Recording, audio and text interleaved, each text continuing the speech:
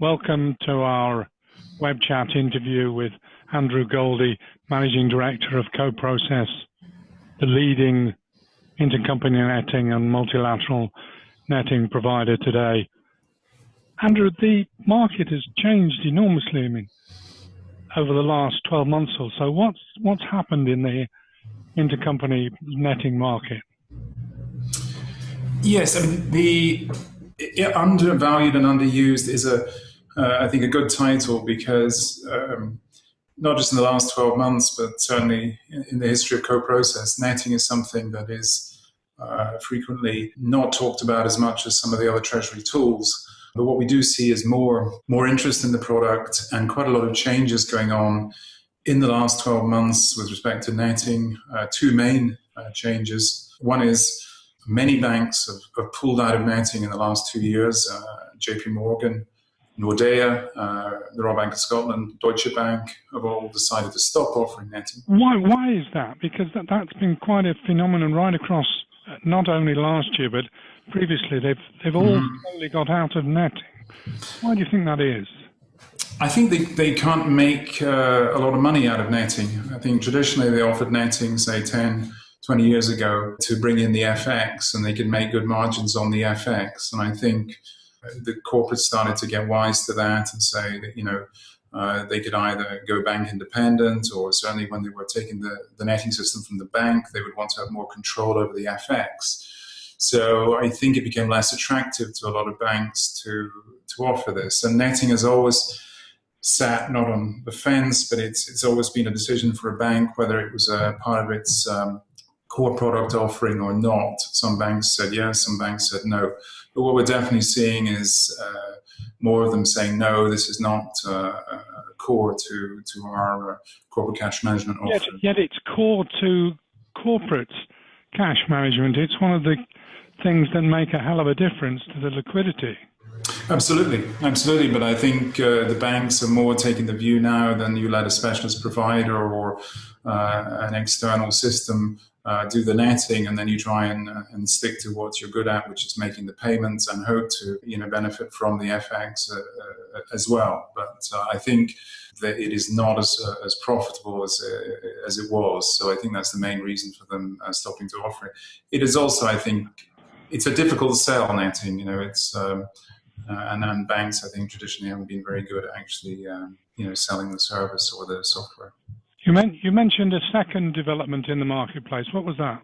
Well, also the sort of end or the reduction in banks offering treasury outsourcing. We know that Bank of America was one of the last with treasury outsourcing, and they recently decided to stop doing that. So previously, ABN AMRO used to offer treasury outsourcing, etc., and other banks, and so one by one they have stopped doing that. So another alternative for corporate was to go to a treasury outsourcer or a bank to run the netting for them as well. So Bank of America as well is stopping doing that, which also puts quite a lot of customers for treasury outsourcing and within that for netting on the market. So the functionality of netting has changed over the years. I famously, many years ago, said it would all be absorbed in TMS and specialist providers like you would disappear, and I'm plainly wrong. But what's the new functionality coming over the last year or so? Well, I think the interesting thing about netting, and actually in next year, Coprocess will celebrate 25 years in the business. So we started I acknowledge I was wrong. We started in 1991, and it really we didn't have huge expectations, but we kept going, and it's obviously this life in the old dog yet, and actually we have over 100 corporate clients today. But I would say that one of the things about netting is a sort of low expectation level of the corporate customer, because frequently they were getting their system either as a free or as a sort of part of a larger package, whether they were getting it from a bank or from a treasury system. So it wasn't really something that was, the key part of what they were purchasing. And so there was quite low expectation levels. And so, to quote the great Chris Christopherson, nothing ain't worth nothing when it's free. So what, we are seeing is that people are saying, actually, what we can get elsewhere is maybe not adequate for our needs, and that you need a little bit more than what the modules or the packages elsewhere are able to give you. So what have you added that has kept the customers and created new customers? What are the key functions that have come out in the last couple of years or so? Well, you always talk about, all the new features you have, and we do have new features, but your average client today running netting may just be doing a manual balance-based, entry. He may not be even uploading from the accounting system, so he's not putting in invoices, visibility. So for a lot of customers, actually, what we would call basic functionality is they're not doing that today. But in addition, what we do see is things like matching, giving visibility on your intercompany, so you can compare your AR and your AP across the whole group. And you do that within the netting system? You can do that with the netting. You can still say, I want to run my netting system, for example, payable driven, so you upload out of your AP what you're ready to pay. But you can also upload the AR, and the system will do an automatic matching, payables against receivables, and you can then start a discussion and a dialogue between the party and the counterparty. So really, you're giving the party and the counterparty a platform to try and clean up their intercompany. So that then leads on to sort of month-end reconciliation, which is a big mess in corporates across the whole group. And so you can say, actually, if you do that, you can clean up your reconciliation. So that's a development that we've seen has grown in recent years. In addition, how is that integrated with the accounting reconciliation that goes on in the accounting systems? Well, the problem is that you have Hyperion or other products that do your consolidation, but you can't see the underlying detail as to why is there a difference? Why is there a mismatch? My total mismatch to you is this, but what's the details of it? So in the netting, if you're uploading your invoices, you're already sort of halfway there. So if you're uploading your invoices out of your AP and your AR and you can match them, then you can really see across the whole group what are the differences that make up that mismatch at the month end. And if you have a cleanup process through dialogue, etc., you can start to be cleaning it up as part of the netting, or indeed as part of the month-end reconciliation. And so we have customers now who are using the solution only for reconciliation in some cases, and not for netting. So you can broaden it out in that way. So that's one of the things that is a new development. The other one is the bilateral settlement. So netting has expanded. There are more and more countries where you can run netting, but there's still some places where there's... I think we have 70 countries where you can run some kind of netting. I mean, an awful lot more than it was 20 years ago. For sure. And Eastern Europe, or I don't think we can call it politically anymore Eastern Europe, but the ex-Soviet countries, there's a lot of openings there for netting now, also in Asia.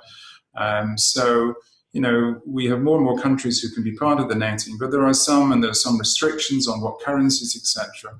So with bilateral netting, you can then say, I'm going to include, for example, my Chinese subsidiaries or my Moroccan subsidiary in the system, but I'm only going to settle some or none of those transactions. So you could say for Morocco, I'm not going to settle any of the transactions through the netting, but I'm going to have the visibility on those transactions for intercompanies, so that they can be dialoguing, the counterparty can see what is owed to Morocco or what he owes Morocco, etc. So that gives you the ability then to be including all your intercompany much more easily in the netting, and then the netting has rules which will say which of those transactions are going to be settled through the netting. So that's a new feature. Bilateral settlement, what proportion of typically are your users including and excluding in the settlement? Is there any... Well, at the moment, what happens is they just exclude them from the netting. So they would say, a lot of companies would say, well, we don't include any of our Chinese subsidiaries, we don't include India, we don't include Brazil, we don't include, etc. They just say they're not in the netting.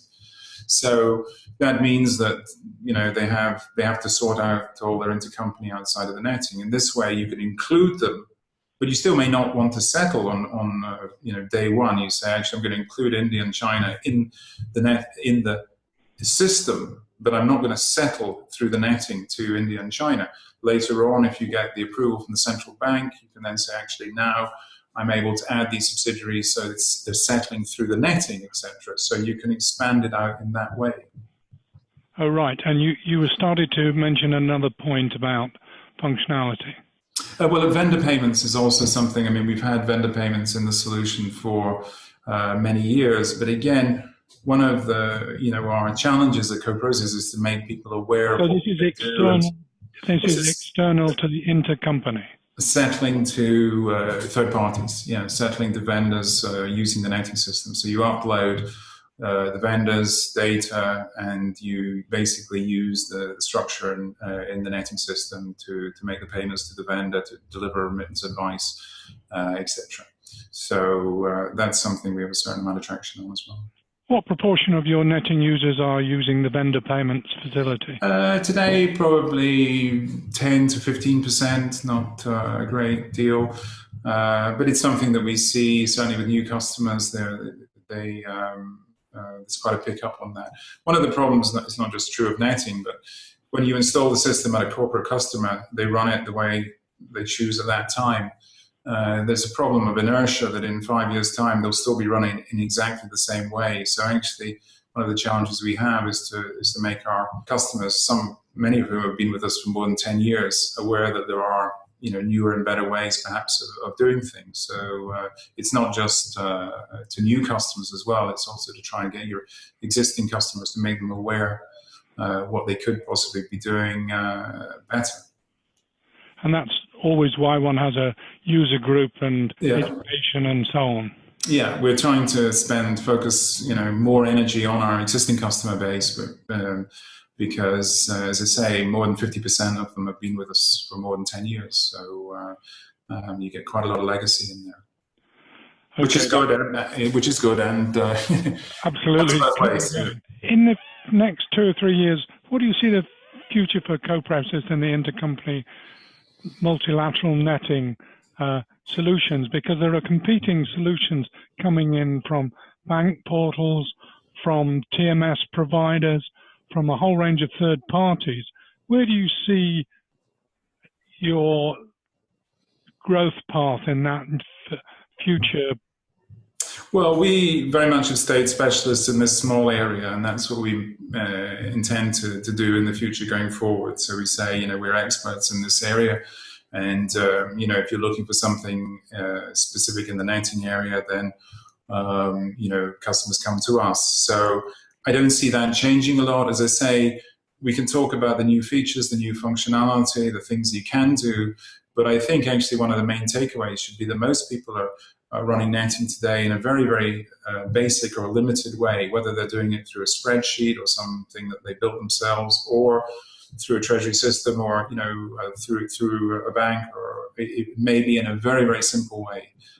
So one of our goals is to make people more aware of what they could do better, or how they could use the netting system in a more efficient manner. So at the high end, there are these things like matching, reconciliation, and so on, but the average user is not getting as much as they can out of netting in general. So really, what we're trying to do going forward is to educate and inform more people. And of course, word of mouth is a key tool that we have, because it's our customer base that is frequently the one that is doing the word of mouth, doing the selling for us. So we keep actively encouraging that through things like the user group meeting and the forum that we have for our users and so on.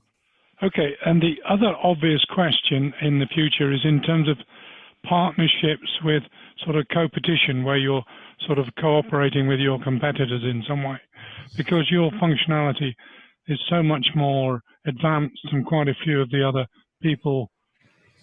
Yeah, I mean, we do have partnerships, and partnerships is a very good way for Coprocess as a small company. I mean, we're here based in Geneva. We're 10 people. We specialize in intercompany net. We don't have the reach or the footprint to get to all the customers. So we very much work with partners. We have partners in treasury outsourcing. We have partners in treasury management systems. We have banks who don't offer netting, but when an RFP goes out or comes into them saying we need netting, then they would refer that customer to Coprocess. So partnerships is very much part of how we work. Normally in a kind of looser way than in a white label agreement or something that ties them in more, because netting it's more complicated than some people at first think in terms of both the sales process and the ongoing. So that's our specialty. Yeah, my prediction that you are going to disappear is clearly wrong. You've clearly got a great future. Thank you very much. Thank you, Jack.